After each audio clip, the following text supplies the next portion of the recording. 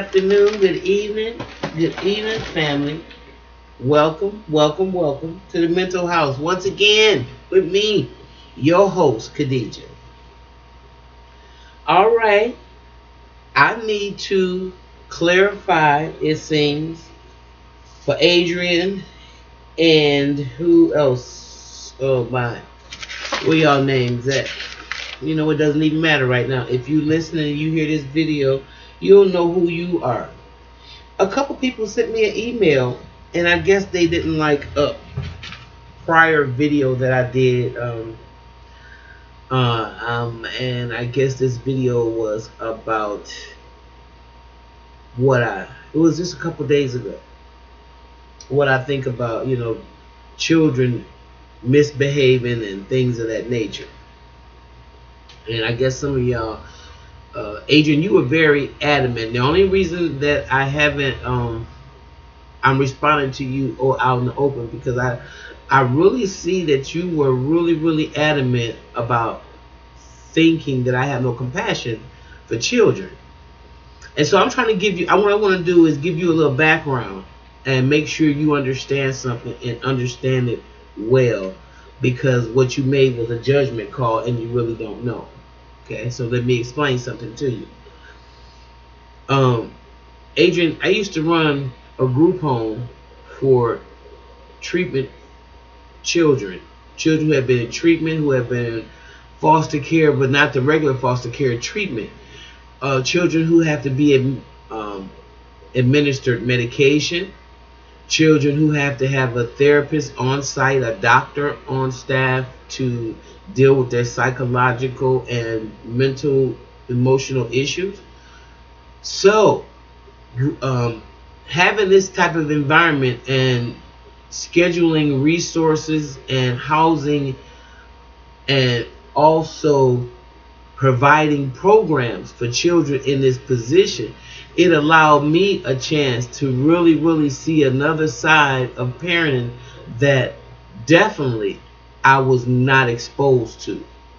Okay? And what I mean is, I may have some things in my life that I thought was uncomfortable. My parents could have did a better job of doing a lot of things. But a lot of times when you see people who are just so far below the line, you kind of appreciate, even with all the faults and ills that your parents may have had, you begin to appreciate with what little knowledge that they did have, what they came up with. Okay? And so I say that to say, I had to house children whose mom, who have put them out at prostitution at 3 and 5 years old, or is it 4 and 5? I've had children in my facility who lock their siblings in bedrooms, but not before setting their curtains on fire and using a skeleton key to lock the sibling inside the bedroom so the house will catch on fire. If you guys have ever seen that movie called The Bad Seed, that is reminiscent of the children and beyond that I've had in my facility. Some of them were capable of murder. Some of them had murdered. Some of them had been transitioned from adolescent treatment center to a more restricted environment, which was the environment that I provided. Okay, so I'm not just speaking out the side of my neck for no apparent reason. I've dealt with drug babies, I've dealt with opiate babies, I've dealt with cocaine babies, heroin babies. In fact, hell, I've even had some people in my family that were addicted to heroin, born that way. Okay, so you're not dealing with nobody that doesn't know what the hell they're talking about when it comes to this type of situation. And what I'm saying to you is, we have some 13, 14, 15-year-olds who have grown up in an environment that was pretty much like the little kid in that video whose mama allowed him to curse out adults, who allowed him to disrespect elderly people. And so a lot of these children, when they get 13, 14, 15 years old, they caught carrying a pistol, and they're going to try to shoot me and take my resources or kill me, whether they get my resources or not, and just are actually a pariah on the damn community. And nobody want to talk about these damn children. Okay, every kid can be helped. I don't care what you say. Some of y'all don't have the resources to help these children. Now, what you think you can do is put a Band-Aid on a bullet wound and keep pushing him from system to system to system in order to just make money off of the child.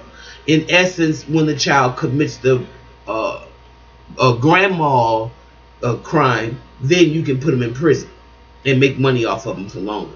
You don't care about my community. You don't care if I'm encountering one of these badass kids that is going to pull a gun on me at 8 and 9 years old. You're not even concerned with that. So I've seen a situation where children have actually hurt adults bad, have put adults in the hospital, okay, and they've done it while the adult was asleep. Some of them did it when the adult was awake.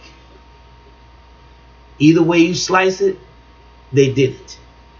Now, I am not at this age going to be victimized, threatened, if I can help it, by a little child, by a teenager. But if I have to eat my young, I'm the kind of bitch that will. Okay? See, a female dog, she has to know when this child is, her puppy is an aberration. Sometimes they only have 3 legs. Sometimes they come to birth and she can see right away that there's a tail missing or something is not quite right with this pup. And being the queen bitch that she is, she has to eat that puppy. And that's what she does. To a lot of y'all, that might sound morbid because you want to put a middle class analogy on a ghetto condition. And so you want to say, oh, don't curse, and oh, all the children can be saved, and oh, listen, if you can't save their rotten ass parents, and the parents have had these children long enough to do damage, you can't save that kid either. They need to be quarantined, like I said. And I don't back down from it, not one bit. There's some children I know right now to this day that need to be quarantined. And they should have been quarantined before they was able to go and commit another crime when they were 17 years old. Okay? I've had children that passed through my facility, our facility, that might have done a small crime at home. Nevertheless, it was a crime. And the crime might have caused bodily harm to another family member. And so if this kid didn't stay in treatment and was put back in the same environment that created the craziness in the first place, usually I read about those kids 10 years later, 5 years later. They've committed some kind of crime. They've carjacked somebody. They've killed somebody. Some innocent person coming from church. So I ain't the one. Okay? I am not the one. I don't have that kind of compassion like that. And I'm a very compassionate person. But the other side of the coin is the self-preservation is the first law of nature. So if I see a 9-year-old with a gun pointing at me trying to kill me, I'm going to kill him first. And I won't have any remorse about it. And I really suggest that going through some of these inner cities, those of us who are here, we have to take a two-way approach to this situation. You always walk in love and light. But then sometimes you're going to meet the darkness and you got to know what to do about it.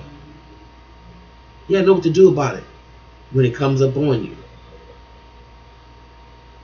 Because for those of us who live in these kind of conditions and these kind of areas or whatever, and it's important that we understand that. And it's understand that we cannot put an idealized, mythical, dream state like outcome on some conditions that was created long before we even got on the planet, and our hands are tied in terms of trying to fix it. Sometimes you just have to react to the situation and act upon what is, upon you. And it's unfortunate. It's very unfortunate.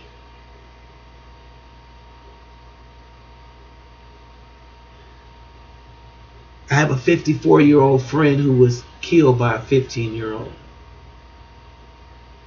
And yeah, it might have been his time to go. But one thing I know about this person, he always thought that these kids are not going to do anything to me. He was always under that impression. But he got robbed. And after they took his money, they still killed him. So I handle things according to my experience. Okay? And I try to make sure I convey that when I'm doing these videos. But when you start talking about that I'm prejudging children and I'm pretty rough on them, please, you don't even know the kind of kids I've dealt with. Okay? And a lot of them are the kind of kids you won't deal with. Alright. So I'm going to go. And I appreciate your comments. So please leave them again. Feel free to email me. The information is in the link below. And I'll see you next time. Right here in the mental house. Bye-bye.